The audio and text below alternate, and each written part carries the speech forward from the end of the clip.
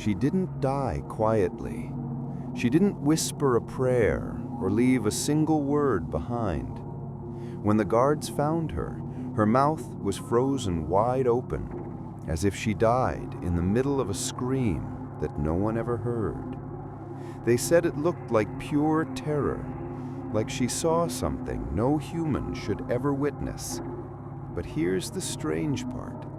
There were no wounds on her body, no signs of struggle, no poison in her blood, and the doors were locked from the inside. So why did a royal woman, protected by the most powerful kingdom of her time, die in a way so violent her face twisted into a final silent scream? For centuries, the palace erased every document that mentioned her last night alive. Every witness disappeared, and the only surviving record was hidden inside a sealed chamber, buried under dust for more than 400 years.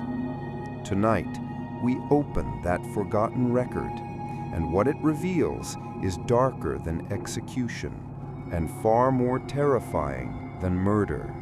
Hours before her death, nothing seemed unusual. The palace was quiet, too quiet for a royal mourning. Servants moved carefully through the corridors, avoiding eye contact, as if they already sensed that something was going terribly wrong. She, however, acted strangely calm. Witnesses later said she walked through the hallways as if she was saying goodbye, touching the cold stone walls with her fingertips, pausing by the portraits of her ancestors and staring at them longer than usual. When the maid brought her morning water, she didn't drink it. She only asked one question: "Did you hear it last night?" The maid didn't know what she meant. She hadn't heard anything. No footsteps, no screams, no unusual sounds. But the woman insisted. She heard someone whispering inside her room. A man's voice, soft, too close to her ear. And yet, the palace guards swore no one entered her chambers. Later that afternoon, as the sun passed behind the clouds, she was seen standing by the window, frozen in place, her hands trembling as she stared at the courtyard below. One guard claimed he saw something reflected in the glass behind her, a shadow moving on its own. But he refused to describe it again. By sunset, her behavior became even more unsettling. She dismissed her attendants, locked herself inside her room, and whispered, "If it returns tonight, I won't survive." No one understood her words. No one believed her. And no one knew that this would be the last time anyone saw her alive. Night fell over the palace like a heavy curtain. The corridors, which had felt merely quiet during the day, now felt suffocating, as if the very air had thickened. The guards took their posts earlier than usual. No one told them to, yet every man felt the same cold pressure settling between the stones of the hallway. Torches flickered, casting nervous shadows that shook across the walls, shadows that didn't always match the movement of the flames. Inside her chamber, the woman moved with a kind of restless fear that she tried and failed to hide. She lit 3 candles, then extinguished one, then moved the remaining 2 to opposite corners of the room. She opened the window for a moment, then slammed it shut when the night wind crawled in like icy fingers brushing her neck. Every small sound made her flinch: the creak of old wood, the distant bark of a dog, the drip of water from the courtyard fountain. All of it felt amplified, as if the palace itself were listening. She tried to pray. Her lips moved, but the words didn't come out. Her breath trembled as if each inhale was a battle she was losing. Then the scratching began. A faint, deliberate scrape from the far corner of her room. Not loud, just enough to make her spine tighten, as if someone whispered her name from 2 inches behind her ear. She backed away, one slow step at a time, until her knees hit the edge of the bed. Her heartbeat was uneven now, racing, stopping, racing again like it couldn't decide if she should flee or freeze. Minutes passed, or maybe it was an hour. Fear bends time. Outside her door, the palace guards exchanged uneasy glances. They heard movement inside, soft footsteps crossing the floor, the thud of something dropping, the scrape of furniture shifting. But they heard something else too. A voice. Not hers. Deeper. Too low. Too controlled. Like someone speaking through clenched teeth behind a veil. One guard stepped closer, pressing his ear against the wood. The moment he did, the temperature dropped so sharply his breath turned white.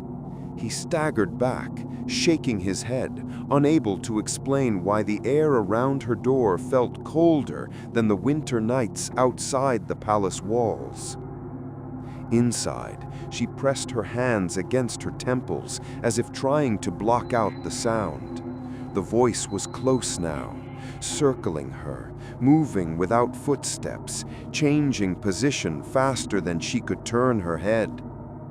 "Leave me alone," she whispered, but the words cracked in her throat.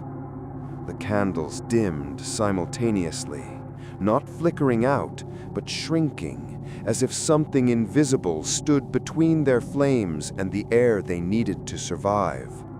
Her breathing grew shallow, her hands trembled, her eyes darted around the room, searching for a shape, a figure, anything she could fight or flee from. But there was nothing. Only the voice, only the cold, only the sense that something was waiting, closer than her own shadow, watching her unravel thread by thread. Then, suddenly, everything went silent.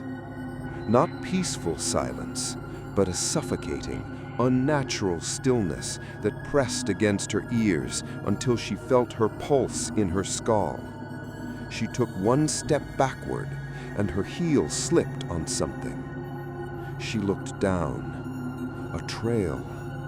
Thin, dark, like soot, but colder than ice when she touched it with her fingertips. Her breath hitched. Her eyes widened. She backed away, faster now, fumbling in the dark as the last candle died completely. And in that perfect, heavy blackness, she felt it, a presence behind her. Tall, lean, close enough that she could sense its breath, but not warm, a breath colder than the grave. Her scream, the one she would be found frozen in, never fully left her throat. At least, not loud enough for anyone to hear it. When the palace attendants found her, the sun hadn't risen yet. A gray, heavy dawn pressed against the windows, as if the morning itself refused to enter her room. The guards pounded on her door several times and received no answer. Not even the faintest sound of movement. Finally, the chief attendant ordered the lock broken. The moment the door swung open, a wave of cold air burst out of the chamber. It wasn't a draft. It was the type of unnatural chill you feel only inside crypts or abandoned cathedrals. And then they saw her. She was lying on her back, frozen stiff, her hands clawing at the silk sheets as if she had been trying to pull herself away from something that towered over her. But what struck them first What made one of the attendants stumble backward and nearly faint was her face. Her mouth was wide open, so wide that the muscles along her jaw had torn slightly. Her eyes were stretched in a stare so violent, so full of terror, that it looked as if the final moment of her life had branded itself into her features. It wasn't the expression of someone dying peacefully. It was the expression of someone who tried to scream with every breath she had, but couldn't release a sound. The room showed no signs of struggle. No overturned furniture, no broken glass, no footprints except her own. And yet the bed curtains were pulled sideways, as though something had passed through them without touching the floor. On the bedside table was a small wooden comb. The guards found strands of her hair woven tightly between its teeth, but the hair was scorched at the ends, as if it had been exposed to fire, even though no flame was present in the room. One servant, unable to contain his fear, pointed to the floor. There, leading from the foot of her bed to the far corner of the room, was a thin trail of black residue. Not ashes, not dust, but something darker, something oily, something cold enough to frost the wooden boards beneath it. When one of the guards tried to collect a sample, the residue evaporated the moment it touched the cloth, vanishing like smoke sucked out of existence. And there was one more detail.